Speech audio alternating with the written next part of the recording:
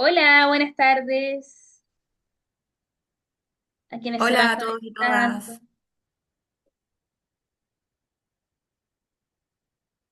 ¿Cómo están por sus comunas? De repente preguntamos y hay comunas en donde hace mucho calor, otra está lloviendo torrencial, otras están que se corta la Ujú. luz. Por acá hoy día hizo calor. Sí, pero ahora está como nublando, ¿sí?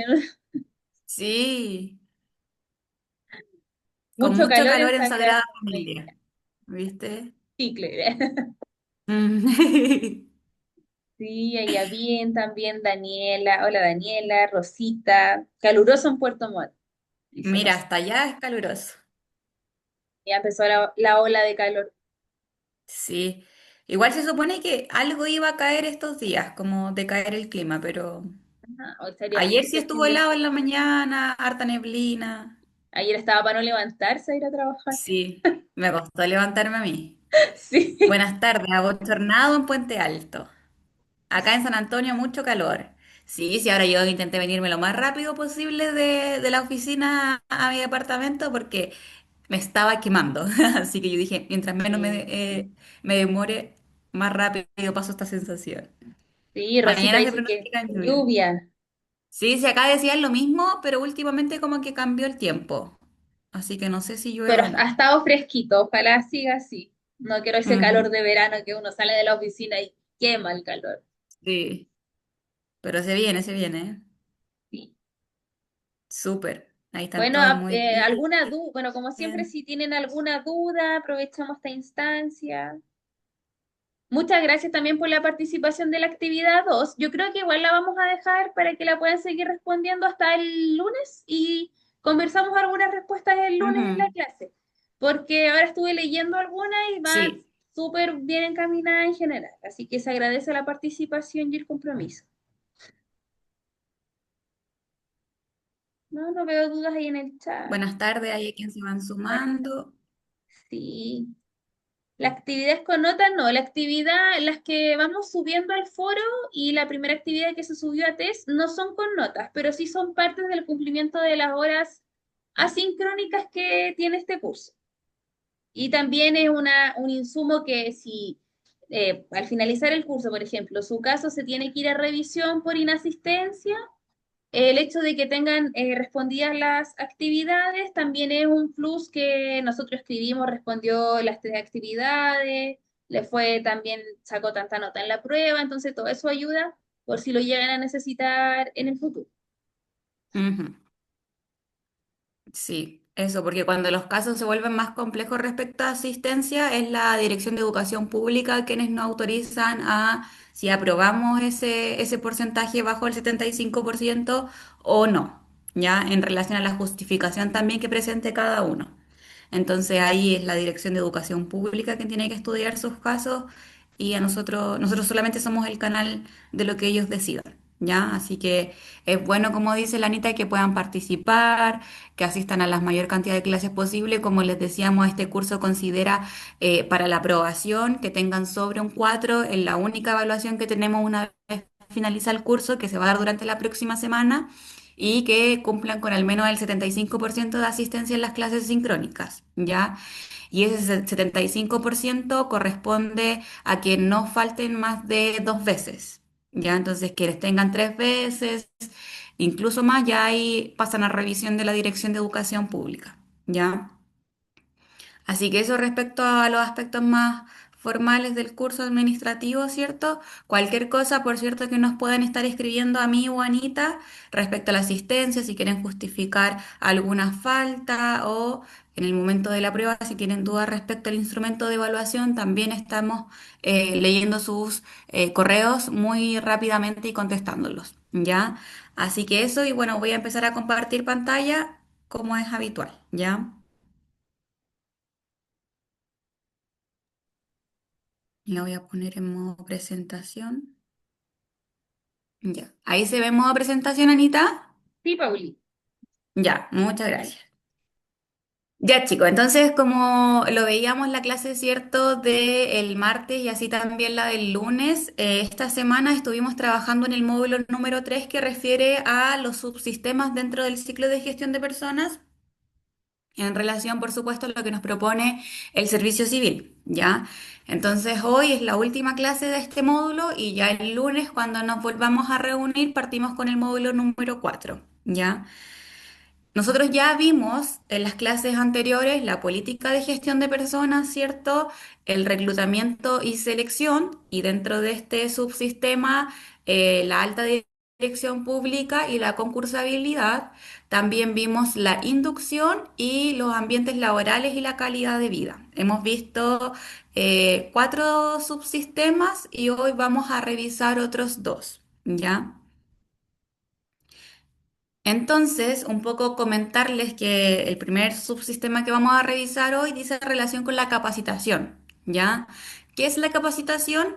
Es una actividad sistemática, planificada y permanente que busca que las personas adquieran conocimiento siendo apto o esté habilitado para utilizarlo según las funciones que desempeñan su rol, ¿ya? Y esto está hecho para mejorar el desempeño en sus actuales y futuros cargos y adaptarlos a las exigencias cambiantes del entorno, ¿ya? Algo que es 100% seguro dentro de la administración pública es que el cambio es lo único permanente, ¿ya? El cambio sí o sí va a ocurrir dentro de nuestra vida, nos vamos a ver enfrentados al cambio dentro de nuestra vida, dentro de una institución de la administración pública chilena. Y otra de las afirmaciones que también damos por esto es que el cambio es permanente, como les decía, y que el cambio recae en las personas. Entonces, bajo esas afirmaciones, es importante que nosotros como funcionarios estemos en constante capacitación para que así nos podamos desempeñar de mejor forma en el cargo que estamos desempeñando, ¿cierto? En los futuros cargos que podamos un poco optar. Y por cierto, que en la función en que estemos desempeñando podamos tener las herramientas para adaptarnos a las exigencias cambiantes del entorno. Ya, por ejemplo, ustedes son funcionarios DAEM, DEM o corporaciones, ¿cierto? Y se van a ver enfrentados a un concurso cerrado o abierto eh, para la selección, ¿cierto? En los servicios locales de educación pública que sean como pertinentes o propios de sus territorios. Entonces, en ese sentido, ustedes están adquiriendo esta capacitación un poco, ¿cierto? Que es de herramientas para la gestión y el desarrollo de personas en el Estado, pensándolo desde nivel central, porque es un cambio al que ustedes se van a ver enfrentados y donde se espera que desde el servicio al que ustedes pertenecen se les pueda dar como esta herramienta de capacitación, que se traduce, ¿cierto?, en una capacitación y que a través de ellos puedan, en primer lugar, mejorar su desempeño, por supuesto, pero también adaptarse a las exigencias que son propias de pasar de un DAEM a un SLEP, ¿ya? Pasar de los municipios a nivel central. Entonces, por ejemplo, en el caso de ustedes, esto es muy pertinente a lo que refiere capacitación como un subsistema dentro del ciclo de gestión de personas, ¿ya? El propósito de la capacitación en ese sentido se enmarca en lograr la realización individual y colectiva de las personas, además de la consecución de los objetivos organizacionales. ¿Qué quiere decir esto? En efecto, cuando yo me capacito, cuando yo me formo, eso en primer lugar contribuye a mi currículum, ¿cierto? Como que lo nutre y además en la medida en que yo me capacito y mejoro mi desempeño, eso mejora el desempeño a nivel organizacional, a nivel colectivo, ¿ya? Entonces, esta capacitación tiene este componente de que el propósito o el objetivo en sí mismo de este subsistema es que se logre la realización individual, pero también colectiva de las personas, ¿ya? Y con eso, que es lo que hemos dicho ya de forma hasta el cansancio, se logra también la consecución de los objetivos organizacionales. En la medida que uno cumple con las funciones de la mejor forma posible, eficiente y eficazmente, las funciones por las que fue contratado, entonces eso aporta, ¿cierto?, a las definiciones estratégicas que son propias de mi servicio y con eso, por cierto, que nosotros estamos aportando a la consecución del fin mismo de la organización en la que estamos insertos. Y el ámbito de aplicación de la capacitación, y esto es muy importante, es que son programas a corto plazo.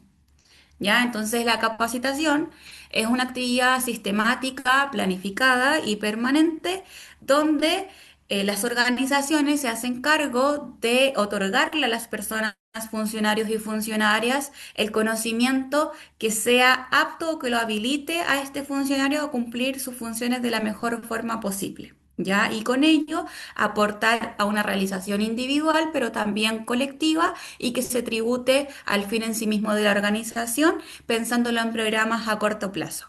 ¿Ya? Esa es la capacitación, tengámoslo en mente. ¿Por qué? Porque además de la capacitación está la formación y no son lo mismo, ¿ya? La formación es la etapa de desarrollo de una persona que se caracteriza por una programación curricular en alguna disciplina, ¿ya? Y que permite a quien la obtiene, ¿cierto?, alcanzar niveles educativos cada vez más elevados. Se trata, por lo general, de programas a mediano y largo plazo. Y la formación se vincula en preparar intelectual, moral o profesionalmente a una persona o a un grupo de personas. Supone, eh, supone desafíos más complejos que demandan más tiempo que una capacitación. ¿Ya? Entonces, en la capacitación decíamos que es un programa o un subsistema que demanda más tiempo, que es de corto plazo, ¿cierto? Mientras que la formación demanda más tiempo y desafíos más complejos para quien lo asume. ¿Ya? Es una etapa de desarrollo, como dice ahí, que conlleva una programación curricular en alguna disciplina en específico, en la que desee ese funcionario o funcionaria, por cierto, y este le permite alcanzar niveles educativos cada vez más elevados. ¿Ya? Entonces, por ejemplo, ustedes pueden ser asistentes, administrativos, ¿cierto? Técnicos, profesionales o directivos. Pero esos estamentos dentro del servicio público van asociados a grados educativos, ¿ya? Los profesionales están asociados a licenciados, quienes son personas que terminaron su carrera universitaria, ¿cierto? Los técnicos, quienes tienen una carrera técnica, los administrativos, quienes no tienen una carrera profesional ni técnica. En la mayoría de los casos, sin embargo, hay excepciones, ¿cierto? Y los directivos, por cierto, que tienen una... Sí, justamente, Denis. La formación considera un diplomado, ¿ya? Así también los magíster y los doctorados, ¿ya? Y en cambio, este curso, que es una certificación, no es un diplomado, ¿cierto? Sería una capacitación. Ya hay una diferencia, además le demanda mucho menos tiempo. Un diplomado conlleva 6 meses, incluso un año algunos. Los magíster consideran al menos 2 años, los doctorados al menos 4. Entonces, claro, esos son ejemplos de formación y de capacitación, todo lo que se da dentro de la organización y cursos como este que están fuera de la jornada laboral, pero que están certificados, pero no corresponden a un nivel educativo más elevado. ¿Ya? Entonces, claro, pensamos en la capacitación como un programa de corto plazo, en la formación como uno que demanda mucho más tiempo y que es mucho más complejo y que está asociado a una programación curricular, ya en cierta disciplina. A ver, hay otra pregunta, parece. Una pregunta. ¿Por qué los institutos profesionales entregan el título profesional y no licenciatura? Ya, eso es propio de un poco las reglas del juego o la institucionalidad propia de un instituto técnico y de una universidad. ¿Ya? La universidad está un poco autorizada a emitir licenciaturas. ¿Ya? Es cierto que los institutos pueden sacar carreras como administración pública incluso, pero no son licenciados en administración pública o en gobierno, etcétera, etcétera, porque no están autorizados a hacerlo por la propia institucionalidad que diferencia a los institutos profesionales de las universidades. ¿Ya? Es como parte de las reglas del juego. Entonces, si me preguntas como, ¿por qué? porque la ley así lo establece. Ya son las reglas del juego para los institutos profesionales y son las reglas del juego para las universidades.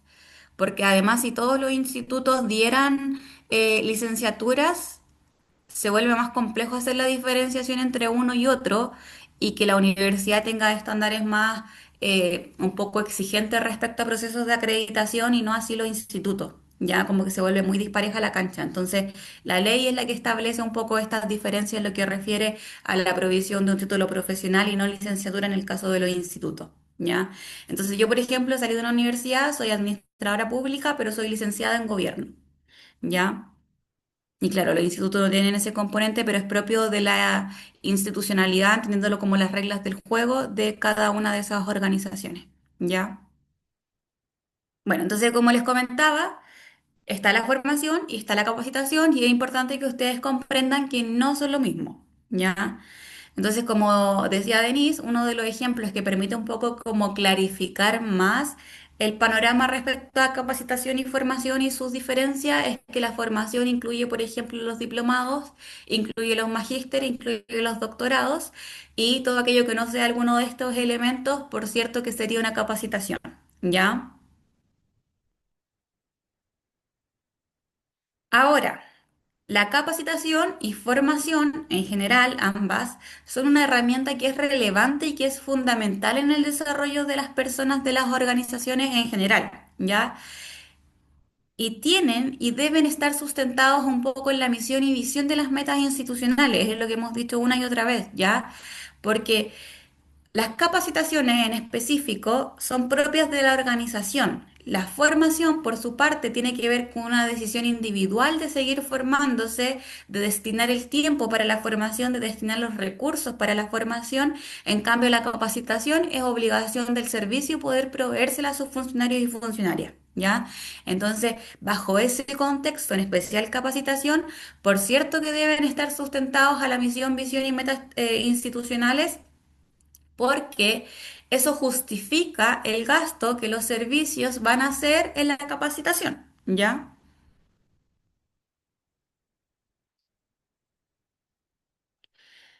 Daniela dice, tomándome de la pregunta de la colega, ¿la licenciatura puede ser un agente para discriminar una contratación de otra? Sí. Puede ser, pero solamente si las bases lo establecen. ¿Ya? ¿Por qué? Porque si las bases no establecieron que se debía contar con una licenciatura, entonces caerían en la discriminación arbitraria que un poco revisamos en la primera clase. ¿Ya?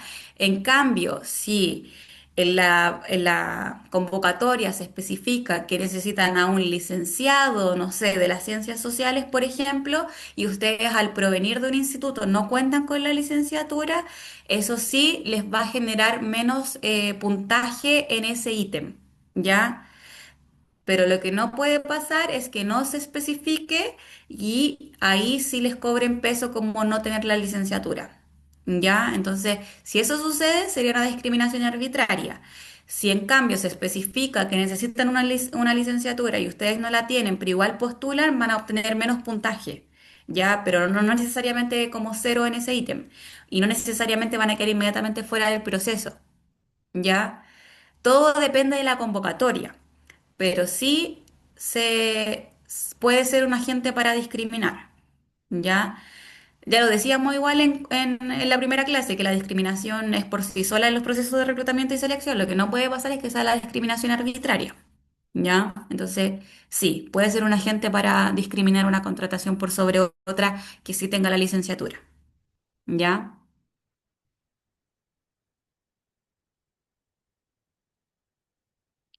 Como les decía, la capacitación como un poco se incurre un gasto, se incluye también en la ejecución presupuestaria como en el presupuesto anual de la organización.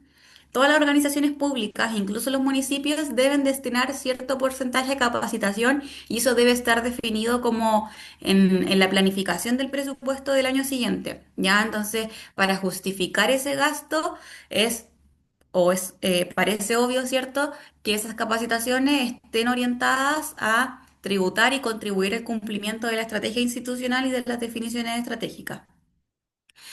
La capacitación y formación continua es considerado uno de los subsistemas más importantes en la gestión de personas en una institución, sea pública o privada, ¿ya?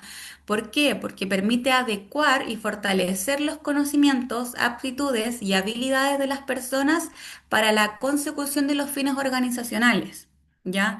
Nosotros cuando ingresamos a una organización, lo ingresamos desde nuestra profesión, desde nuestro rol, desde nuestras habilidades o competencias que demostramos para desempeñar esas funciones, ¿ya? Pero no llegamos sabiendo. Y es muy probable que incluso sobre la marcha se nos incorporen nuevas funciones o nuevos desafíos o innovaciones o necesidades de cambio que nos obligan, ¿cierto?, a capacitarnos por un lado, pero también como a la necesidad de saber más, como de tener más conocimientos para poder abordar esas nuevas funciones, innovaciones o necesidades de cambio de la mejor forma posible, ¿ya? Y eso solamente se va a hacer o se puede hacer de la mejor forma en la medida que uno esté como receptivo a las capacitaciones y con ello fortalecer los conocimientos, las aptitudes y las habilidades como persona, ¿ya? Pero eso es responsabilidad de la institución darles las ofertas como de capacitación, uno inscribirse, ¿es cierto? Comprometerse con la capacitación que está cursando y en ese sentido después ponerlo en práctica en el desarrollo de sus funciones, ¿ya?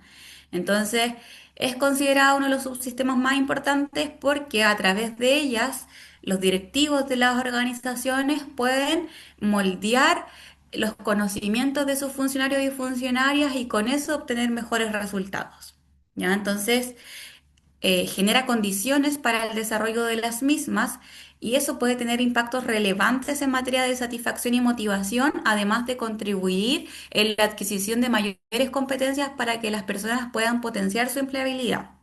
Ya se los comentaba, la capacitación y la formación, por cierto, nutre nuestro currículum, ¿ya? Y toda vez que nosotros nos sentimos como más aptos o más formados en la materia que estamos cumpliendo o desempeñando, por cierto que eso mejora nuestra autoestima, nuestra motivación, nuestra satisfacción y eso, como mencionábamos ayer, impacta en los ambientes laborales de la organización, pero también en nuestra vida personal, ¿ya? Entonces, es parte o es una obligación de la organización el generar las condiciones para que se desarrollen las capacitaciones dentro de las instituciones y esto y que esto tenga impactos relevantes justamente en el bienestar de los funcionarios y funcionarias, al mismo tiempo en que permite, ¿cierto?, que la organización funcione de mejor forma. ¿Ya?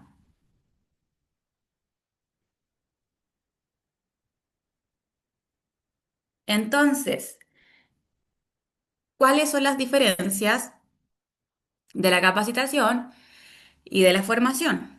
Lo decíamos, la capacitación, actividad sistemática, planificada y permanente. ¿Por qué es una actividad sistemática, planificada y permanente? Ya lo vamos a ver cuando revisemos el plan anual de capacitación, pero a grandes rasgos es una actividad que está pensada, diagnosticada un poco, planificada en función del año calendario y es permanente porque es anual y ese anual es todos los años, o sea, no es como anual y ahí termina. Se hace al año siguiente y al año siguiente y al año siguiente, entonces por eso es permanente, ¿ya? Y la capacitación tiene un propósito de lograr la realización individual y colectiva, ¿ya? Entonces la capacitación, los directivos, los jefes del servicio, un poco, y las personas en especial que trabajan con recursos humanos dentro de la organización, se encargan, ¿cierto?, de brindarle a los funcionarios y funcionarias diferentes capacitaciones, ¿ya? Diferentes temas de capacitaciones y ahí cada funcionario o funcionaria se anota, se inscribe en la que le es de mayor interés, tanto porque es un área que desconoce totalmente o porque es un área que le puede permitir desarrollar sus funciones de mejor forma, como profundizar en lo que ya conoce, ¿ya? Entonces, en función de eso, eso va a impactar en la realización individual porque nutre nuestros currículos, porque nos nutre a nosotros de forma individual respecto a nuestra satisfacción, perdón, motivación, nos da más ánimo, ¿cierto? Nos entretenemos también, incluso las capacitaciones, entonces cambia el ambiente. Y eso impacta a la organización porque yo realizo mis funciones de la mejor forma posible y eso obviamente que tributa al cumplimiento de las definiciones estratégicas que justifican la creación y el mantenimiento de la organización. Y como les mencionaba, son programas a corto plazo, ¿ya? En cambio, la formación es una etapa de desarrollo vía una programación curricular, ¿ya? Los diplomados tienen cursos específicos que se dan, ¿cierto? En cambio, la capacitación sería como uno de los cursos nomás del diplomado. Si uno ve la malla curricular, la capacitación sería como un curso de esa malla. En cambio, la formación es toda la malla, ¿ya? La formación entonces es una etapa vía una programación curricular que considera programas a mediano y largo plazo que requieren o generan una preparación intelectual, moral o profesional y supone desafíos más complejos. Porque ya se los comentaba, cuando uno decide hacer un diplomado, cuando decide hacer un magíster, cuando decide hacer un doctorado, uno decide invertir tiempo, recursos, ¿cierto? Y probablemente en los casos de los doctorados incluso hay que dejar detrás la pega en la que están actualmente, porque eso implica dedicación completa, ¿ya? Entonces, ¿cómo van a sostener un doctorado y un trabajo de 44 horas? No es compatible en lo formal, ¿ya? Entonces, la formación requiere y supone desafíos más complejos en torno a las decisiones que hay que tomar para decidir formarse, ¿ya? ¿Se entiende ahí hasta el momento las diferencias entre formación y capacitación?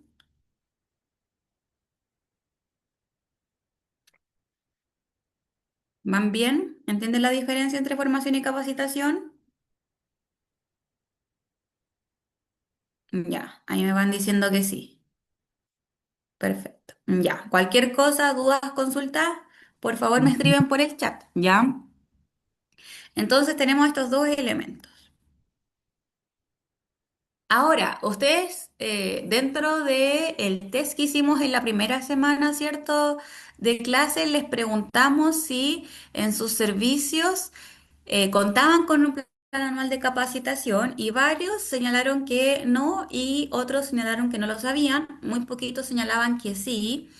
Y en ese sentido, dentro del subsistema de capacitación y formación, por cierto que hay un proceso o un instrumento de gestión en el que se traduce este subsistema y ese es el plan anual de capacitación, ¿ya? Pero ¿por qué es importante? En primer lugar, evidencia si se está capacitando en las habilidades o conocimientos centrales para cumplir los objetivos y metas del servicio, ¿ya? Con el plan anual de capacitación, nosotros podemos revisar cuáles son las capacitaciones que anualmente se han estado realizando dentro del servicio, ¿cierto? Y con ello tenemos la evidencia como el sistemático de qué capacitaciones se han estado haciendo y en qué sentido aquellas tributan a otorgarle a los funcionarios y funcionarias las habilidades y conocimientos que les permitan desempeñar de mejor forma sus funciones y con ello cumplir los objetivos y metas del servicio, que ya lo hemos dicho, corresponde a las definiciones estratégicas. ¿Ya? También, por otro lado, permite conocer si la capacitación está contribuyendo a mejorar la gestión institucional. ¿Ya? Entonces, por un lado, revisamos como, en este punto, revisamos el contenido de las capacitaciones para ver si eso aporta justamente a, a las habilidades o conocimientos que buscamos un poco guiar, ¿cierto? Encauzar y, por otro lado, podemos conocer si la capacitación en verdad genera un impacto en la gestión institucional, ¿ya? Y también permite evaluar si la inversión en capacitación rinde fruto en los desafíos de la gestión y o las brechas identificadas, ¿ya? El plan anual de capacitación y las capacitaciones en general del servicio debieran nacer por alguna necesidad identificada dentro del servicio. Ya se los mencionaba, en general el cambio es lo único permanente dentro de las instituciones, incluso privadas, ¿ya? Nosotros sí o sí nos vamos a ver enfrentados a cambios y esos cambios y las adecuaciones a los cambios generan brechas. Entonces, parte de la de las capacitaciones deberían buscar subsanar esas brechas para entonces equiparar un poco la cancha y que todos tengamos la herramienta y los conocimientos para poder desempeñar nuestras funciones en virtud de que tuvimos que hacer un cambio y ahora debemos sostenerlo, ¿ya? Y ese cambio no tenemos por qué como saber hacerlo o saber gestionarlo, porque lo cierto es que nosotros fuimos contratados para tales funciones, pero desde que fueron contratados hasta hoy es muy probable que sus funciones, su rol y todo lo que hacen a diario como que haya mutado en el tiempo, ¿ya? El ustedes inicial no es el mismo que hoy por hoy lo encuentra. ¿Ya? Entonces, en ese sentido, se crean brechas y se crean desafíos de gestión y por eso la capacitación, ¿cierto?, permite evaluar si lo que se está gastando, lo que se está invirtiendo en capacitación, rinde frutos un poco en buscar justamente equiparar la cancha. ¿Ya? Ahora, hay un ciclo de gestión de capacitación que es lo que se espera dentro de los servicios. Ya, esto sería el tipo ideal, como lo que sucede si es que no hubiera ningún factor externo que pudiera interferir en él. Ya, entonces, en ese sentido, lo primero dice relación con que es necesaria una detección de necesidades de capacitación. ¿Ya? Nosotros no deberíamos hacer capacitaciones respecto a elementos que no surgen como necesidades. ¿Ya? Por ejemplo, si dentro del servicio introdujeron una nueva plataforma, esto va a generar una brecha porque nosotros no tenemos por qué conocer la plataforma ni saber utilizarla. Entonces, si dentro del servicio nosotros un poco pudimos prever que se iba a instaurar una nueva plataforma, dentro de la detección de necesidades de capacitación debería surgir, ¿cierto?, el capacitar a los funcionarios y funcionarias en el uso de esta plataforma, los usos, los beneficios, el impacto que tiene y cómo se va a hacer el cambio, va a ser progresivo, va a ser inmediato, etcétera, etcétera. ¿Ya? Entonces, la capacitación debe nacer de una necesidad identificada dentro del servicio. ¿Por qué? Ya se los comentaba, en la medida que capacitamos en relación a necesidades y para subsanar con ello desafíos y o brechas que se generen dentro de la institución, estamos haciendo un buen uso de los recursos públicos, ¿ya?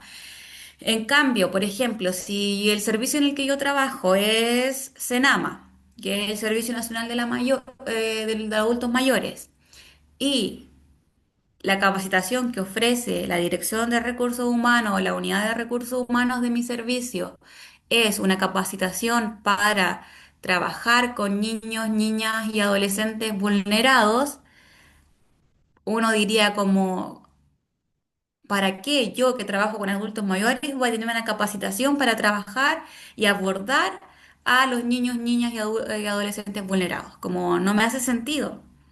Entonces, la idea es que esa capacitación responda a necesidades identificadas que correspondan a brechas, a desafíos dentro de la organización, pero en la materia que trabaja la organización y que con ello efectivamente tribute a aportar a las definiciones estratégicas de la organización. ¿Ya? No tiene sentido que si yo trabajo con adultos mayores me capaciten respecto a las niñeces.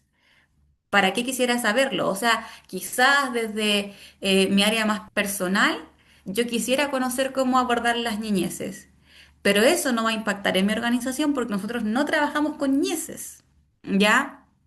Entonces no tiene sentido y frente a ese caso, lo que sucede es que hay un mal uso de los recursos públicos, ¿ya? Porque le estamos pagando a un asesor externo que nos dé una capacitación que no se vincula con las actividades que realizamos dentro del servicio.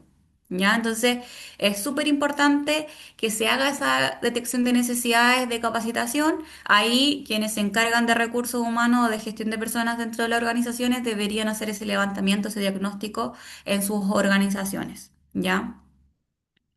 Una vez se haga la detección de necesidades, ¿cierto? Se hace la planificación del plan anual de capacitación. ¿ya? Y esto considera una planificación pensándolo desde trienal, ¿ya? Entonces, claro, la capacitación es anual, pero lo separamos por trimestres y en base a eso establecemos una programación de capacitaciones, ¿ya? Y como es anual, por cierto que la ejecución va a ser de forma permanente, porque todos los años lo vamos a tener, es obligación para los servicios hacerse cargo de las capacitaciones y de tener también es obligatorio con ello tener el plan anual de capacitación, entonces nunca vamos a dejar de tener capacitaciones dentro de nuestros servicios. Luego de la ejecución permanente viene la evaluación de la gestión de la capacitación y formación si correspondiera, ¿ya? Entonces, claro, detectamos las necesidades, planificamos, ejecutamos y luego evaluamos. Y en relación a eso, hacemos el registro y análisis de información de gestión, que un poco vendría siendo evidenciar un poco diagnosticar, o sea, perdón, un poco registrar y analizar toda la información que nos permita evidenciar si se está capacitando en la habilidad o conocimientos centrales para cumplir con el objetivo y metas del servicio, conocer si la capacitación está contribuyendo a mejorar la gestión de la institución y evaluar si esa inversión en capacitación rinde fruto de los desafíos de gestión y o brechas identificadas, ¿ya? Entonces eso lo hacemos en este momento. Y en base a eso también, por cierto, que van a aparecer las necesidades de capacitación en otras áreas que va a seguir con el ciclo que nunca finaliza. ¿Ya? Mm,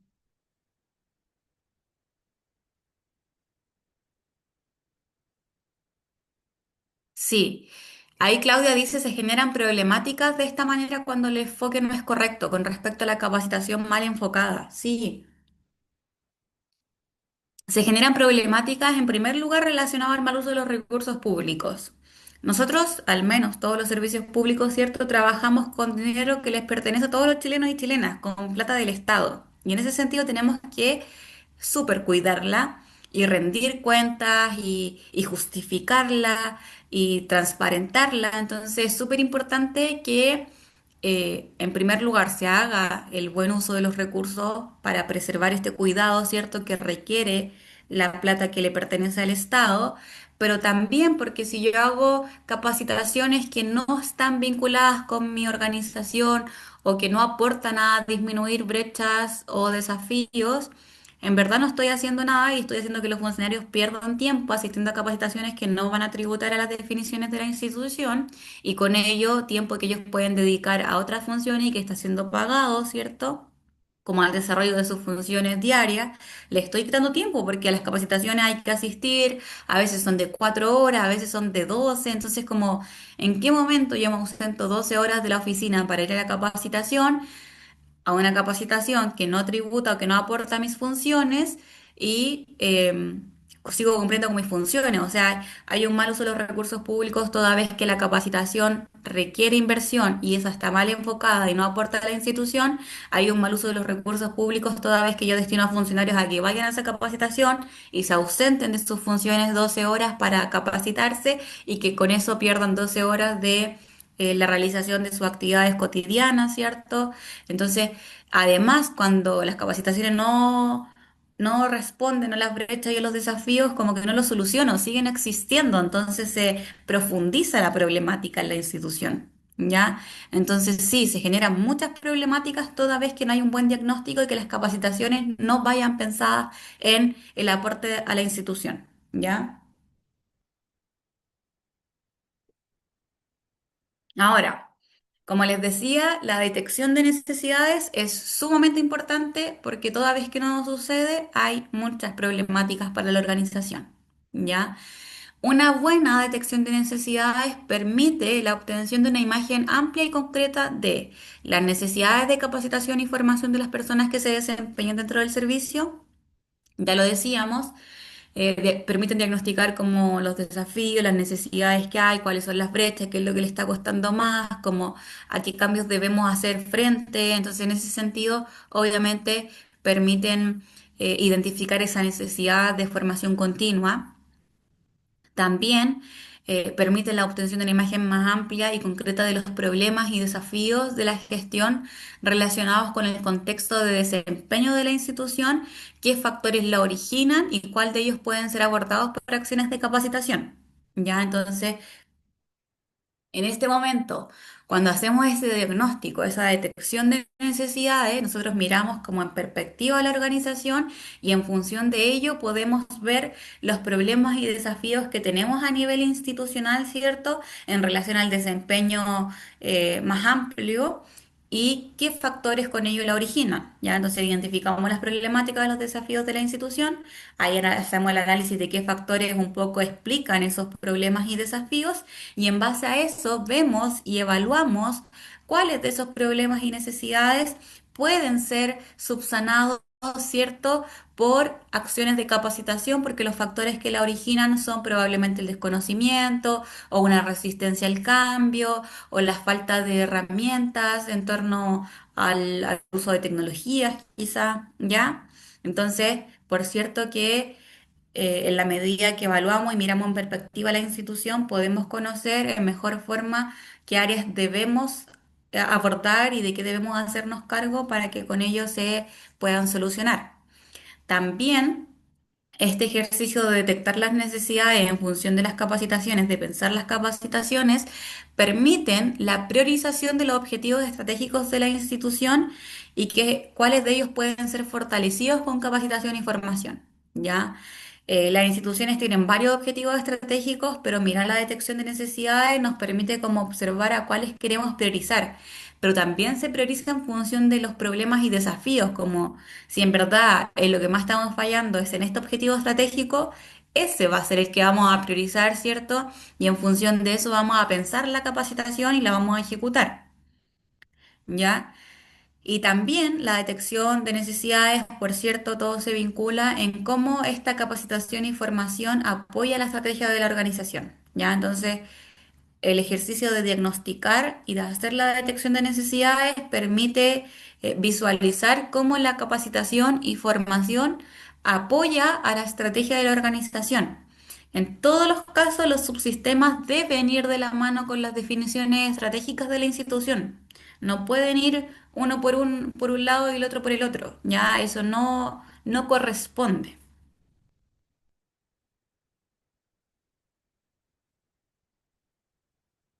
Ajá, también vamos a ver gestión del desempeño. Yo he hecho esta clase 3 veces y se me olvida que en esta clase no vemos dos subsistemas, sino que también vemos gestión del desempeño. ¿Ya? Bueno, aquí terminamos con capacitación y formación. ¿Lo entienden? ¿Están bien con capacitación y formación? ¿Tienen dudas al respecto? Cuéntenme ahí en el chat, por favor.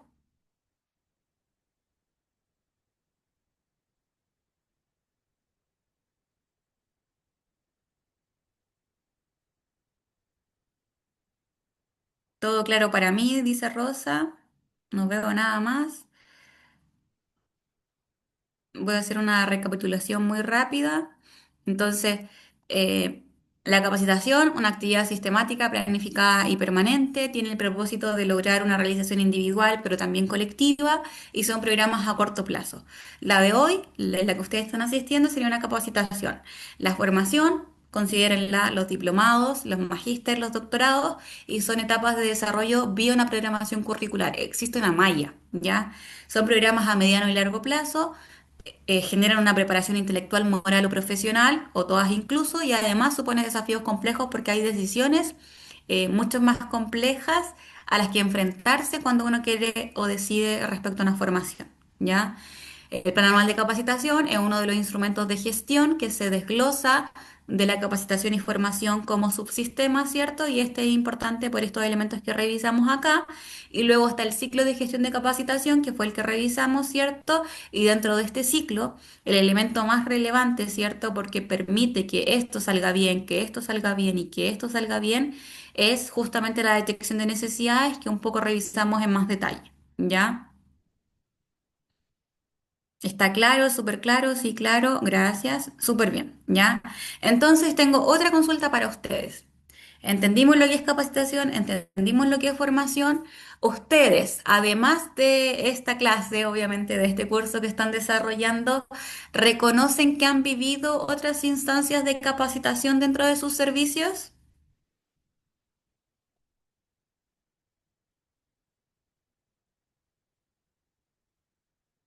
Denis dice que sí. Denis ha tenido otras instancias de capacitación, Daniela Sandoval también, Claudia también dice que sí las hay. También el intercambio de saberes entre pares, ese también es una forma de capacitación quizás más informal. El trabajo colaborativo, ya, están constantemente en capacitación. Eso es súper bueno porque me había pasado en las secciones anteriores que no reconocían una capacitación como tal y que incluso lo único a lo que ellos podían aspirar era la formación y que eso significaba como sacar plata de sus bolsillos porque el diplomado no es gratis. De hecho, ni siquiera un diploma es gratis. Entonces, obviamente, para ellos era problemático que no hubieran capacitaciones. Ahí Catherine dice, sí, capacitaciones permanentes. La Paula dice, sí, de licencias médicas, estatuto administrativo y de ley miscelánea. Pasantías, claro, pero hace años. Ya, pero por ejemplo, ustedes, ¿recibieron alguna capacitación respecto a la ley Karin? Que pudieran haber hecho su organización, que pudiera haber hecho la mutual, quizá a la que están adscritos. Ya, ya, porque eso es justamente una capacitación. Ya, lo que recibieron respecto a la ICARI es una capacitación. Ya, era un programa de corto plazo que en verdad podía haber sido una sesión de 1 hora y media, de 2 horas, pero que justamente buscaba a ustedes entregarles las herramientas para adecuarse al cambio en la organización respecto a lo que implicaba la implementación de la ley CARI. Ya, sí, súper. Todos tuvieron esa capacitación. No necesariamente Paula. Paula dice, las capacitaciones deben ser certificadas, no siempre. Ya, por ejemplo, la ley Karim, esa fue una capacitación que ustedes tuvieron y no necesariamente la certificaron. De hecho, es muy probable que no. Esta, por ejemplo, sí van a tener certificaciones. Depende de la cantidad de horas un poco, porque si una capacitación de 2 horas es muy probable que no las certifiquen. Pero si en cambio demanda 12 horas o 24 horas, ahí sí ya van acompañadas de una certificación. ¿Ya? Pero no deben ser certificadas así como por regla, ¿ya? Súper. Me alegra que reconozcan que hayan tenido instancias de capacitación en sus servicios porque esa es parte de la obligación de los servicios, es obligatorio no solamente a nivel central, sino también a nivel en el CEA, en el Centro de Estudios de la Administración, hay una capacitación de la ley Karim. Sí, el CEA tiene muchas capacitaciones, pero no solamente de ley Karim. Hay muchas capacitaciones que van orientadas justamente a aportar a la función pública. Sí, las de Contraloría son todas certificadas. Sí, porque igual es importante tener una certificación de Contraloría. Excel, entre otras, sí, sí, sí. De hecho, el Centro como de Estudios de la Administración es una unidad muy, como de mucho impacto dentro de la organización, como dentro de la organización de la Contraloría, pero también dentro eh, desde el nivel de la administración pública, pensándolo como un completo. Ya, ahí a Claudia también hace años la capacitaron respecto a licencias médicas. Ya, entonces hace años eso debería haber sido quizás un tema que estaba súper en palestra. Ahí miren, Juan dice que el módulo de Excel de la CEA de Contraloría es muy completo, así que si a alguien ahí le interesa y quiere certificarse y está en busca de más certificaciones en aras a su postulación del concurso cerrado y con ello nutrir su currículum, le aconsejamos hacer la del módulo de Excel. Y el Excel lo ocupamos siempre, o sea, si algo a lo que nos vemos enfrentados es al Excel. Así que súper bien si pueden tomar el módulo del CEA de Contraloría, como decían también. Son todos los módulos y todas las capacitaciones gratis y además son certificadas. Así que es muy bueno que lo puedan considerar, naveguen ahí por el SEA e inscríbanse en alguna que les dé especial interés. ¿Ya? Sí. Así que muchas gracias ahí a todos los comentarios. Ahí siento que despertaron, que se activaron. Muy bien. Ya, entonces hasta acá Llegamos con el subsistema de capacitación y formación, ¿ya? Ahí ya llevamos revisados 5 subsistemas. Ahora vamos con el subsistema de gestión del desempeño. La gestión del desempeño en sí es un sistema dentro del ciclo de gestión de personas, ¿ya? Esto lo vamos a ver el lunes como que el servicio civil propone 4 ciclos, o sea, 4 sistemas, perdón, dentro del ciclo de gestión de personas y de esos 4 sistemas se desprenden los subsistemas que hemos estado viendo, ¿ya? Y la gestión del desempeño es justamente un sistema, pero en específico nosotros lo vamos a ver acá pensándolo desde la evaluación del desempeño, ¿ya? Que ese sería el subsistema. En la gestión del desempeño, primero, ¿qué es, cierto? Y ahí comentarles que se gestiona el desempeño para alinearlo a las necesidades de las instituciones o los servicios, de modo que el aporte sea creciente y adquiera cada vez mayor valor, permitiendo dar cumplimiento exitoso a los desafíos organizacionales. Pero, y ahí tengo una pregunta para ustedes, para que sigan ahí escribiendo en el chat. ¿Se puede garantizar que el desempeño laboral mejore si lo único que se hace al respecto es evaluarlo? Cuéntenme ahí cuál es su percepción. ¿Es suficiente la evaluación del desempeño para asegurar y garantizar el buen desempeño laboral o la mejora del desempeño laboral, si es lo único que se hace al respecto? ¿Qué es lo que piensan al respecto frente a esa pregunta?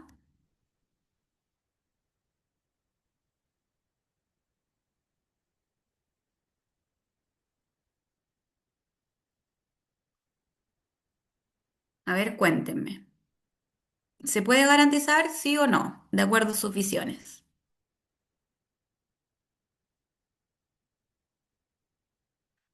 Ahí la Paula dice no, los incentivos mejoran la motivación.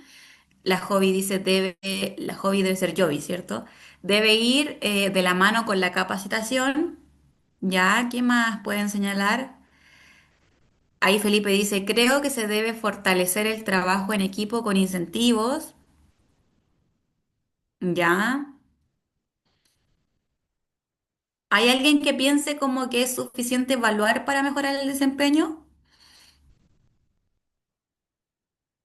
Ahí dice Denis, a mi criterio no lo garantiza ya que el desempeño es multifactorial. Evaluación por sí sola, a ver. Daniela dice, evaluación por sí sola, no. Capacitación, retroalimentación, incentivos, valoración, etcétera. Ah, Daniela parece que se vincula más con la gestión de recursos humanos, porque eso está muy completo. Rosita dice, no, si no hay un apoyo constante, no si no hay un apoyo constante, una capacitación. Catherine dice, es que en la evaluación de desempeño se establecen acuerdos y oportunidades de mejora. Claro. Cristóbal dice, se puede garantizar siempre y cuando el ambiente y las gestiones sean aptas y claras para hacerlo mejor. O sea que no es suficiente, porque es siempre y cuando, y ese siempre y cuando no se puede garantizar, po. Y Paula dice, el proceso para el PMG en los municipios no creo que sea una herramienta eficaz. Y Verónica dice, no, debe ser un conjunto de acciones. Felipe dice, evaluación cualitativa y cuantitativa. Claudia dice, creo que se debería revisar y evaluar. Juan José dice, es complejo ya que no hay objetivos medibles como KIPS, en particular en donde desempeño funciones.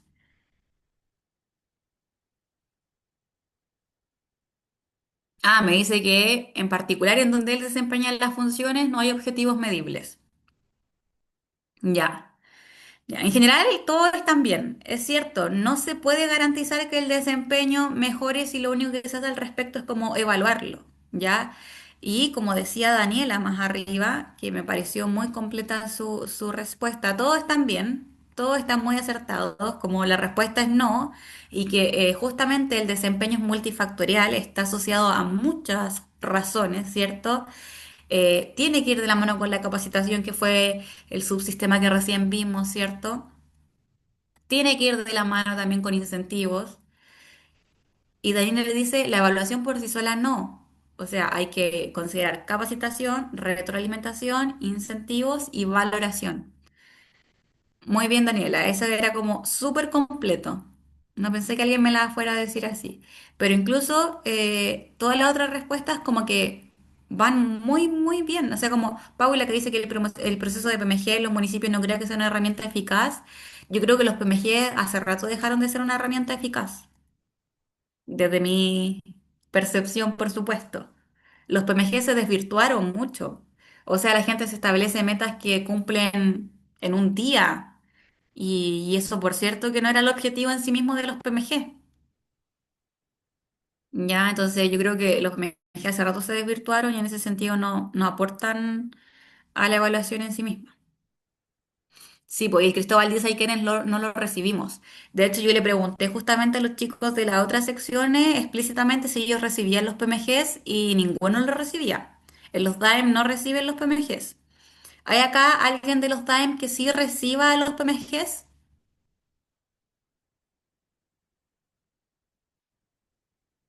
¿Hay alguien aquí que pertenezca a DAEM y sí reciba PMGs? ¿Alguien que me diga sí, no? Marta dice que en Puerto Montt no. Y ahí Paula dice se podría recibir si se incorpora en el contrato. Verónica dice que en San Antonio no. Río Claro tampoco, Santo Domingo tampoco. Los municipios, como la gestión, porque los municipios se dividen en gestión municipal, ¿cierto? Gestión de la salud y educación. Y salud tiene sus propios incentivos por desempeño, ¿cierto? La gestión municipal como tal tiene los PMGs y ustedes al parecer no tienen nada. Porque es lo mismo que me decía en la otra sección, en la sección uno y 2 que yo hice de este curso, también me decía, nosotros no recibimos ningún PMG, no recibimos como incentivos a nuestro desempeño. Los funcionarios DAEM estamos al debe en cuanto a incentivos. Exacto. Ustedes están muy al debe en muchas cosas y por eso van a dejar de ser DAEM y van a pasar a ser SLEP. Justamente porque hay hartas cosas que son como llaguitas dentro de los DAEM, incluido en ellos los incentivos, porque si ustedes forman parte de una administración municipal y el alcalde también quien define al director de su servicio, ¿cierto? O al jefe de su servicio y así otras jefaturas, como ¿por qué no recibirían los incentivos? ¿Por qué no pueden poner sus propias metas, ¿cierto? Y en función de eso recibir los incentivos. Habría que formalizarlo, habría que ver hartos temas legales, pero no debería no poderse, como no debería ser la regla. A ver, se debería poder cambiar eso. Es como injusto que los municipales sí reciban, que los de salud reciban sus propios incentivos que son propios de la particularidad de sus funciones, ¿cierto? Y que ustedes los DAEM, que también son funcionarios, no reciban PMGs. Es bien rara esa situación que se da. Ahora, los DAEM en general funcionan muy diferente a cualquier otro servicio, incluso las municipalidades como por sí solas. O están como en las municipalidades y ustedes los DAEM allá como tienen sus propias reglas, son su propia selva un poco, o su propia isla. Así que sí, al menos con todas las otras secciones coincidían en que no había ningún PMG. ¿Ya? Entonces, frente a la pregunta expuesta, de si se puede garantizar que el desempeño laboral mejore, si lo único que se hace al respecto es evaluarlo, lo cierto es que la respuesta es no. ¿Ya? No hay posibilidad de que el desempeño funcione o mejore solamente porque uno está sometido a una evaluación. ¿Ya? Porque además si esa evaluación no va asociada a elementos como, no sé, la destitución dentro del servicio o una penalización. ¿Qué me importa si soy calificado en la peor lista o si eh, no tienen una buena apreciación respecto a mí, como que yo voy a seguir acá? Sí, mira, Rosita dice algo muy importante. Para lo que es sanción, somos empleados públicos. Para este tipo de beneficio, no. Eso es lo que yo igual encuentro súper injusto, porque justamente ustedes, la mayoría, son códigos del trabajo y los códigos del trabajo no son funcionarios públicos en lo formal, pero sí en lo que refiere a responsabilidad administrativa y a probidad. Entonces, Es como ahí somos una mezcla de ambas, pero cuando refiere a incentivos asociados, ¿cierto?, a funcionarios públicos, ahí ya no. Ahí ya no son nada. No son ni chicha ni limona. Eso es cierto. Es cierto lo que dice Rosita ahí, a considerar, para que pensemos. Pero eso debería cambiar cuando pasen a SLEP, es lo que se espera. ¿Ya? Así que ahí de a poco vamos a ir equiparando la brecha que había respecto a los funcionarios que eran DAE, ¿ya? Entonces, acá quedamos de acuerdo entonces que no se puede garantizar solamente que el desempeño laboral mejore en la medida en que solamente exista la evaluación como método de motivación un poco, ¿ya? Entonces, la gestión del desempeño busca, ¿cierto?, alinear como la conducta de los funcionarios y funcionarias en función de las necesidades de las instituciones, de modo que ese aporte y ese desempeño sea creciente, ¿cierto? Y que tribute justamente a la mejora del desempeño. Y miren, esto es muy importante lo que dice acá, y es que la experiencia indica que se debe tratar de influir en los resultados antes de que se obtengan. Es por esto que se plantea la gestión del desempeño y no solo la evaluación del desempeño, ¿ya? Acá debería decir evaluación del desempeño, pero no lo dice porque se ha comenzado un poco a repensar la evaluación del desempeño y ahora se empieza como a incorporar en el vocablo la gestión del desempeño como concepto, ¿ya? Pero la gestión del desempeño como concepto es también el sistema, uno de los cuatro sistemas que establece el Servicio Civil para el ciclo de gestión de personas. Entonces, en lo que refiere a gestión del desempeño, acá entendámoslo como evaluación del desempeño, ¿ya? Pero es más complejo que solamente la evaluación, por eso refiere a gestión, ¿ya? Entonces, esta afirmación que les decía es muy importante porque justamente no es suficiente la evaluación, como les decía, porque la experiencia indica que se debe tratar de influir en los resultados antes de que se obtengan. ¿Y cómo influimos en los resultados antes de que se obtenga? Justamente con lo que decía Daniela y muchos de ustedes, la capacitación, con la motivación, con el reconocimiento. No basta solamente con la capacitación como un instrumento formal donde yo voy a hacer que ellos aprendan más y con eso cumplen mejor sus funciones, sino que además los voy a motivar, les voy a crear el sentido de pertenencia, los voy a reconocer, porque cuando yo me siento reconocida, yo cumplo mejor mis funciones porque quiero seguir siendo reconocida, porque quiero seguir siendo o sintiéndome o teniendo esta sensación de satisfacción cada vez que me reconocen, ¿ya? También inducción, sí, la inducción lo conversábamos el martes cuando revisamos justamente ese subsistema. La inducción influye en todos los otros sistemas, en todos los otros subsistemas, y la inducción permite reconocer incluso la detección de necesidades para las capacitaciones, ¿cierto? La gestión del desempeño, o sea, perdón, la inducción también permite el tema de reconocer las expectativas de ambas partes y con ello saber a dónde puedo orientar mi desempeño. Porque si yo no conozco lo que la gente espera de mí en la inducción, ¿cierto? Como, ¿por qué voy a hacer cosas que no sé? O sea, si él quiere que yo obtenga, no sé, si alguien trabajara, por ejemplo, en venta, este no es el caso porque somos servicio público, ya, pero si alguien vendiera autos ingresa a una empresa y en la inducción no le hablaron respecto a las expectativas que tienen en el desempeño de sus funciones, como qué es lo que esperamos contigo con tu incorporación, ¿cierto?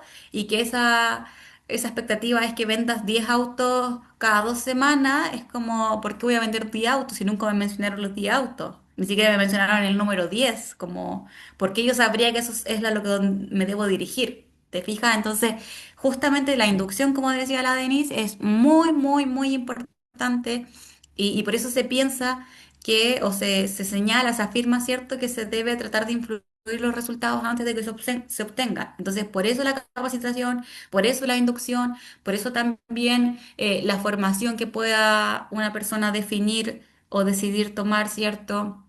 Por eso también los elementos que son antes y previos a la evaluación, como la precalificación, el tema del planteamiento de objetivos que también se hacen dentro de la gestión de personas para los cargos, ¿cierto? todo eso influye en que el resultado o condiciona que el resultado sea de tal manera, ¿ya? Acá además se señala que la principal herramienta de gestión de toda jefatura para conducir al éxito a su equipo de trabajo es la gestión del desempeño de cada uno de sus colaboradores. ¿Ya? Entonces no pensamos solamente en la evaluación del desempeño como el hito final, sino en la gestión del desempeño y es la principal herramienta que tiene toda jefatura para conducir al éxito a su equipo. ¿Ya? Entonces, el jefe siempre debería tener en miras de sus funcionarios y funcionarias la gestión del desempeño de cada uno de ellos y orientarlo entonces y conducirlo para que los resultados obtenidos sean en función de las expectativas que él tiene, ¿ya? Y acá además se señala que lejos de ser una tarea o una carga adicional y burocrática, se trata de un proceso clave para desempeñar el propio rol de la jefatura, ¿ya? Si una jefatura no está pendiente como de la gestión del desempeño de sus funcionarios, ellos se van a descarrilar, no van a cumplir sus funciones, no van a tributar a las definiciones estratégicas, van a ir nadando por un lado y nosotros para el otro, nos remamos por el mismo lado, ¿cachai? O incluso van a ir en botes apartes y cuando eso sucede, como que el fin en sí mismo del director, que es liderar y un poco orientar a su equipo en función de cumplir con el rol que tienen como dirección, no se va a cumplir, ¿cachai? No tiene un fin en sí mismo.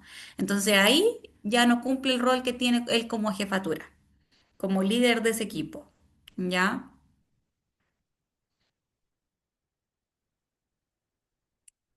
El modelo del servicio civil, voy a empezar a avanzar un poco más rápido porque nos quedan algo así como 20 minutos y me quedan muchas diapos porque después de esto viene el egreso también, ¿ya?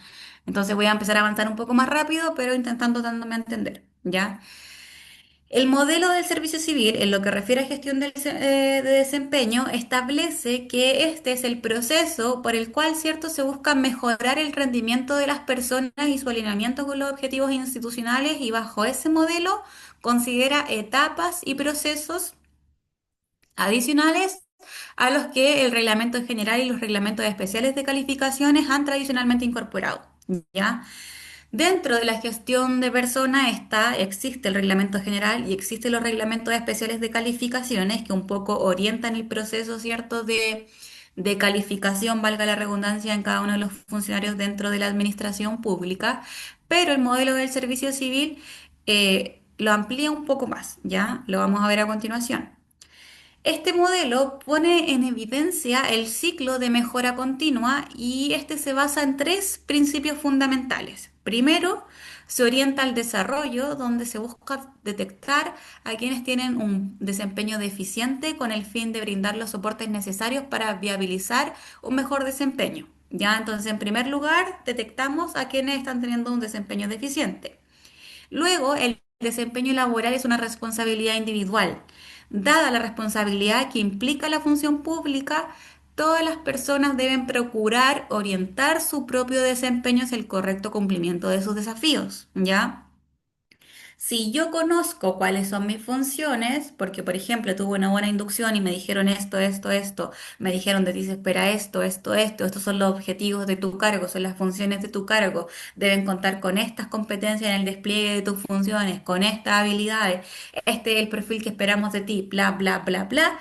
Yo tengo la responsabilidad individual, entonces comprendiendo que ejerce una función pública, de que mi comportamiento esté orientado justamente a que ese desempeño que se me fue definido sea cumplido satisfactoriamente, porque entiendo que cumple una función pública y con ello tengo responsabilidad individual sobre las acciones, sobre mis acciones, ¿ya? Y claro, ya conocemos en primer lugar entonces el principio fundamental de detectar a quienes tienen un desempeño deficiente. Dos, el desempeño laboral como una responsabilidad individual. Y tres, que la jefatura es corresponsable del desempeño de sus colaboradores. Eso ya lo profundizamos acá cuando revisábamos el rol de la jefatura, ¿ya? Esos son un poco los principios fundamentales del servicio, del modelo del servicio civil. Y este se un poco visualiza a través de este diagrama, ¿ya? Si ustedes ven acá, acá dice la estrategia institucional, acá dice el plan de mejora individual, la retroalimentación y retroalimentación. Y dentro del modelo de servicio civil, el primer paso es planificar el rendimiento individual, ¿ya? Entonces, ahí dice relación con mi responsabilidad individual, que es lo que establecía como principio, ¿cierto? El modelo del servicio civil. Y yo genero el establecimiento o establezco mis prioridades y las metas de desempeño individual y también un poco planifico cuáles son los recursos necesarios para que yo pueda cumplir con esas prioridades y metas que me establecí. ¿Ya? Entonces, en primer lugar, planifico en función del rendimiento individual, el reconocer que yo tengo responsabilidad individual sobre mis funciones. Luego viene el segundo paso que es dirigir, ¿ya? En el dirigir hay un proceso de retroalimentación donde yo un poco me hago una autoevaluación y comprendo que hay necesidad de refuerzo, de correcciones, de ajuste y de cambio de prioridades en función a lo que pude planificar, ¿ya? Entonces planifico y luego dirijo en función de mejorar mi desempeño y con ello establezco un plan de refuerzo, de correcciones, de ajuste y de cambio de prioridades en base a una retroalimentación. Y luego viene el punto número 3, donde se evalúa el rendimiento individual a través de un sistema de valoración, donde la jefatura es corresponsable, ¿cierto?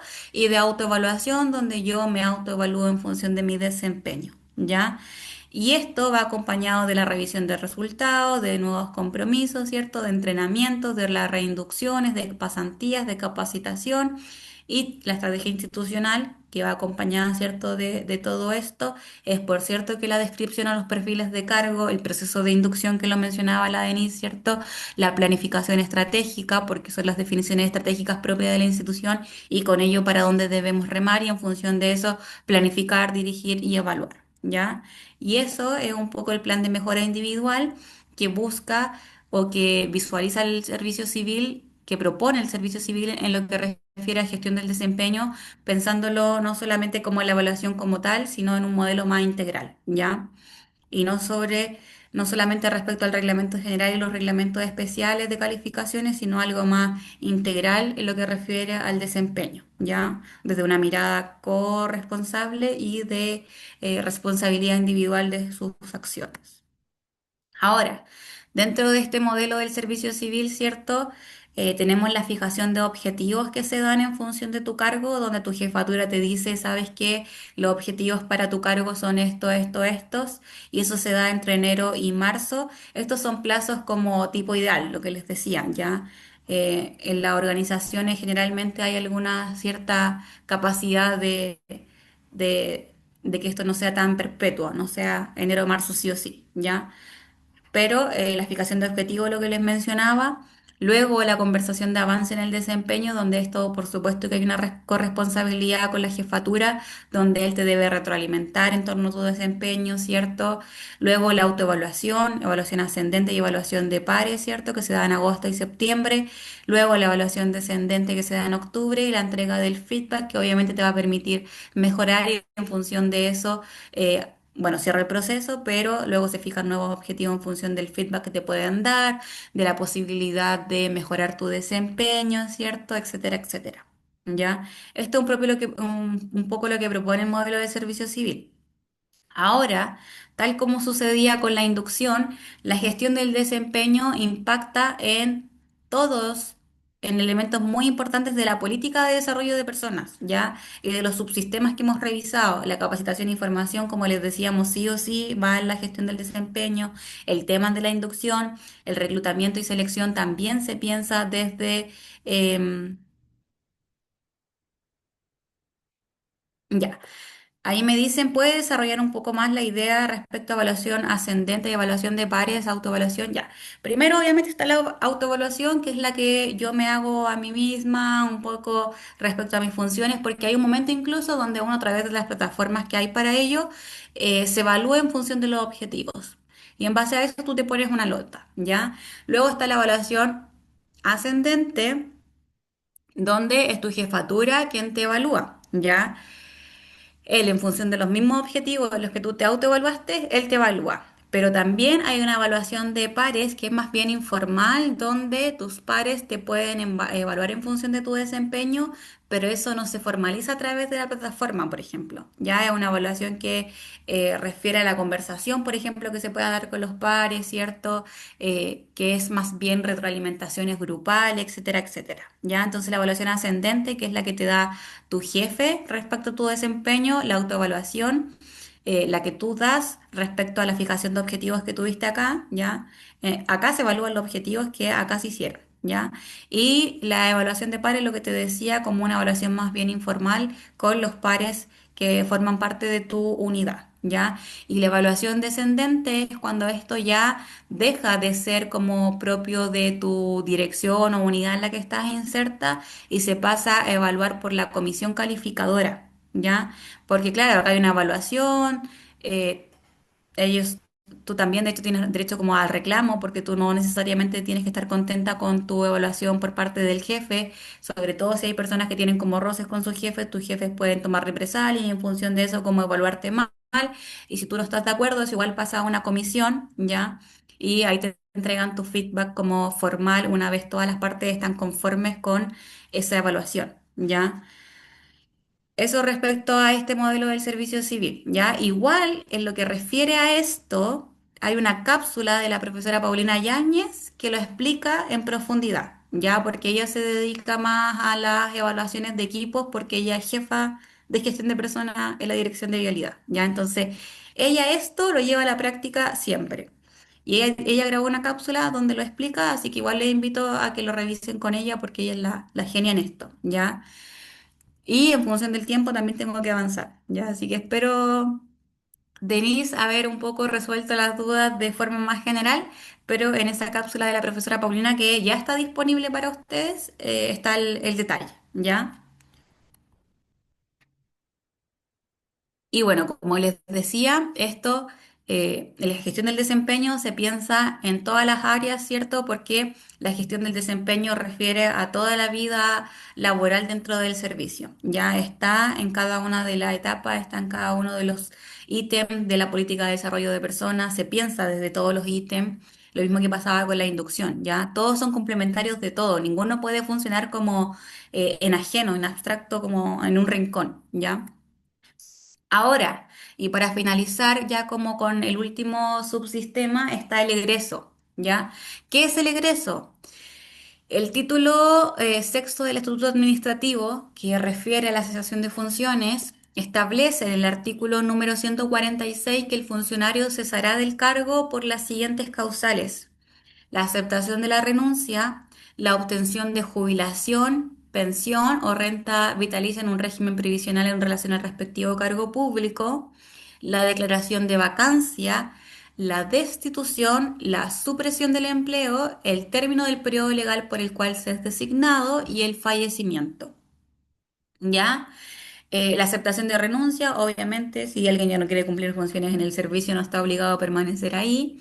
La obtención de jubilación, obviamente, a partir de los 60 años las mujeres y los 65 los hombres.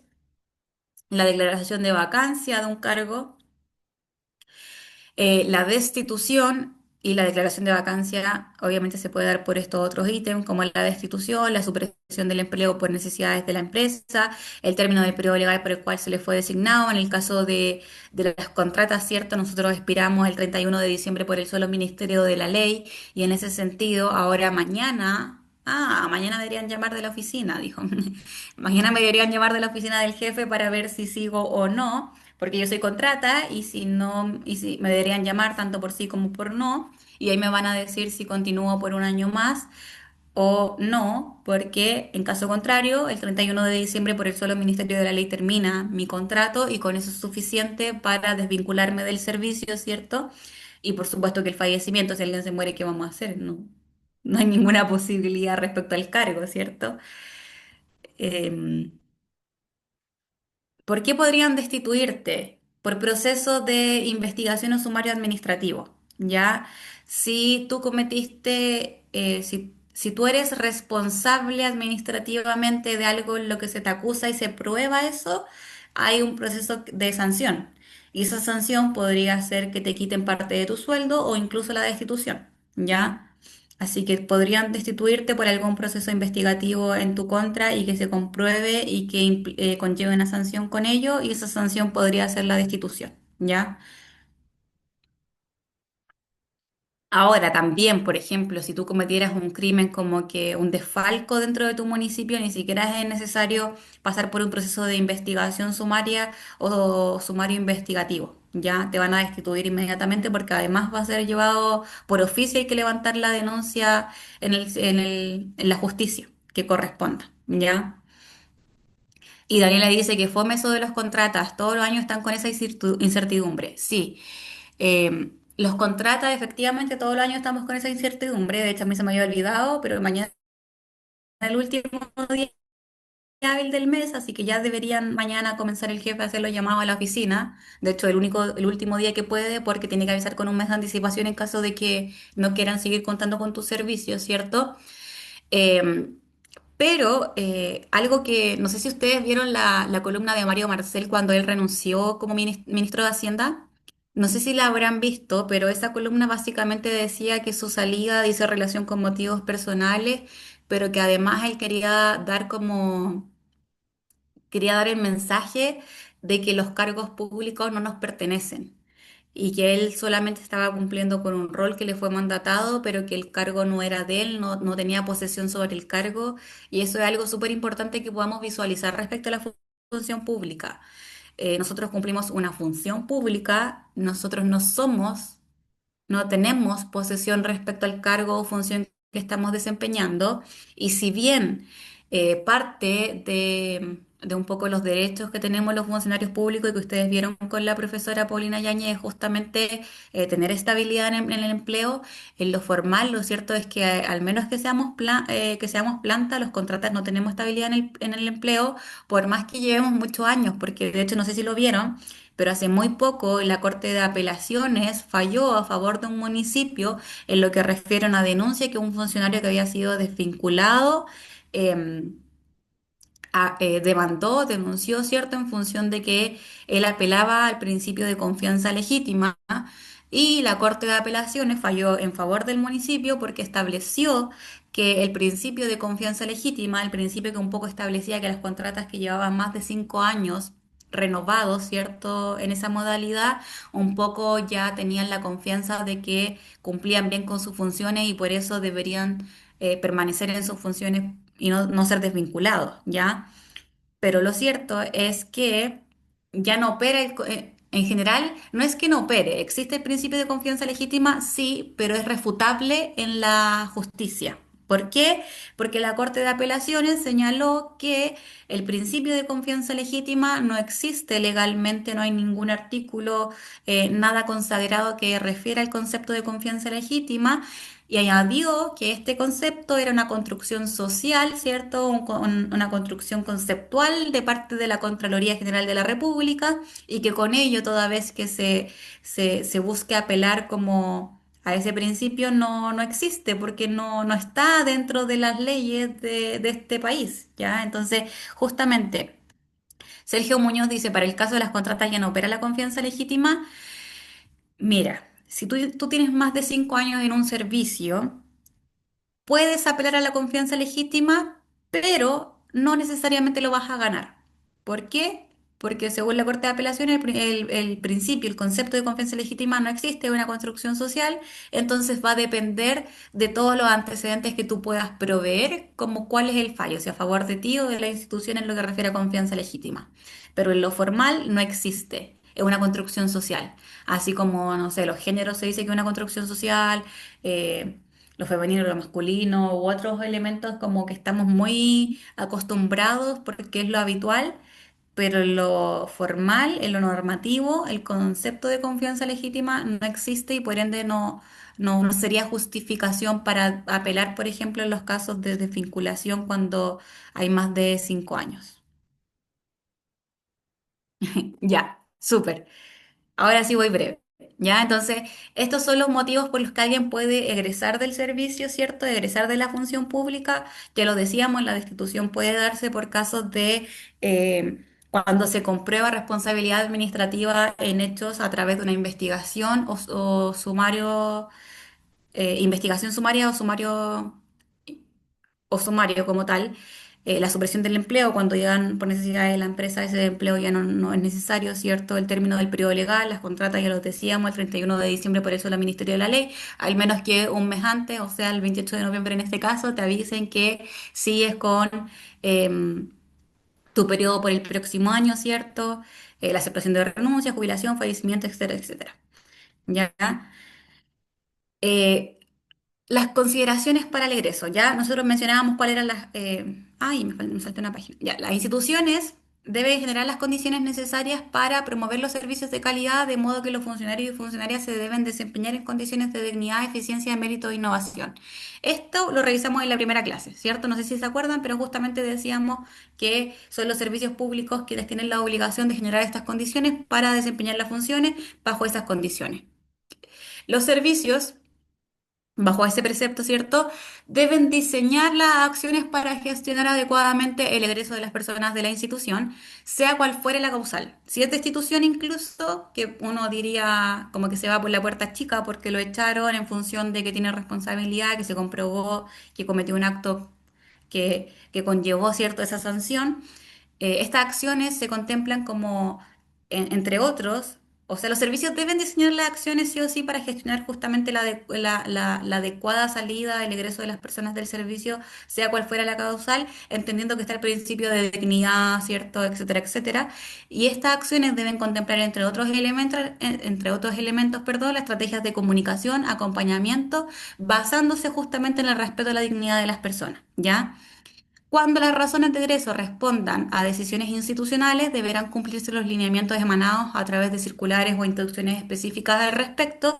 Y para los egresos por jubilación, cada servicio deberá considerar, perdón, asesoramiento y acompañamiento, además de gestionar la transferencia de conocimientos desde el personal que se retira y, cuando ello lo amerite, el debido reconocimiento por soporte al servicio público. ¿Ya? Entonces, cuando es por destitución, de igual forma, ellos deben ceñirse a los lineamientos que establecen las circulares específicas al respecto y hacer que esa salida sea respetando la dignidad de cada una de las personas, ¿cierto? Y cuando es por jubilación, se deben considerar acompañamiento y asesoría. Por ejemplo, cuando es este tema de retiro voluntario, por cierto que son personal de la dirección o unidades de gestión de personas quienes acompañan ese proceso, lo asesoran, envían los documentos, lo solicitan, bla, bla, bla, ¿ya?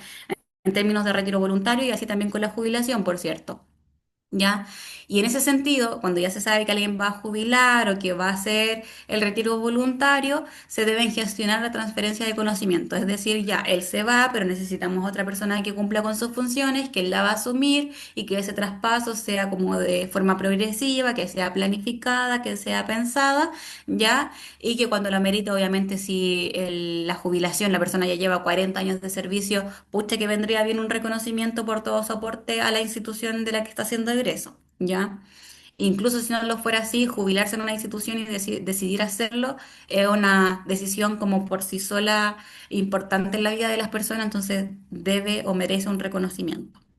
Ahora, finalmente, ahora sí, para terminar la clase, las consideraciones para para el ingreso, el rol de la jefatura, ¿ya? Tanto si es por destitución, por jubilación o por el término del contrato, la jefatura tiene un rol fundamental en la comunicación de esa decisión, ¿cierto? En la comunicación que tenga con el equipo frente a ese suceso, ¿cierto?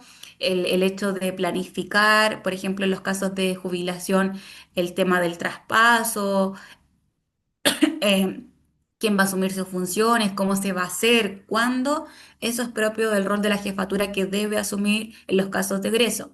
Ya en lo que refiere al acompañamiento institucional, cuando es jubilación, cuando es retiro voluntario, hay una necesidad de acompañamiento, ¿cierto? En lo que refiere a la solicitud de documentos, a que ustedes envíen los documentos en tiempo y forma. También, por ejemplo, si fuera por destitución, seguir los lineamientos, que se haga la destitución de la forma más asertiva posible, que haya un rol con el equipo que emana de la jefatura, pero que también refiere a un acompañamiento institucional con hacer esa salida respetando la dignidad de la persona, ¿cierto? En los casos, por ejemplo, de destitución y de otras causales, como por ejemplo el término del contrato, hay que tener los criterios fundados, o sea, una consideración para hacer ese egreso, perdón, y que sea lo más correcto posible, es justamente tener criterios fundados para esa decisión. Yo, por ejemplo, si a mí no me renovaran la contrata, yo sé que por el solo Ministerio de la Ley al 31 llego y que ahí no hay nada más que hacer y eso es suficiente, es como un criterio fundado, ¿ya? Y en lo que refiere al cumplimiento normativo, por cierto, si es destitución, tanto jubilación, retiro voluntario, todo ese egreso debe hacerse en función del cumplimiento de la normativa que hay para cada uno de esos procesos, ¿ya? Así que eso, chiquillos, respecto al proceso de egreso y bueno, al igual que los otros, todos son un conjunto, todos funcionan en la medida que el otro funcione, ninguno se da por sí solo y el egreso, por cierto que forma parte de la vida funcionaria, porque la vida funcionaria termina solamente cuando ocurre esto, ¿ya? Empieza acá, pero termina y se da solamente con el egreso, ¿ya? Así que eso respecto a la clase de hoy. No sé si tienen dudas o consultas, sobre todo respecto al último punto que vomité materia un poco muy rápido. No sé si tienen dudas, consultas, algo en lo que podamos conversar. Nada, está todo claro ahí. A ver, cuéntenme.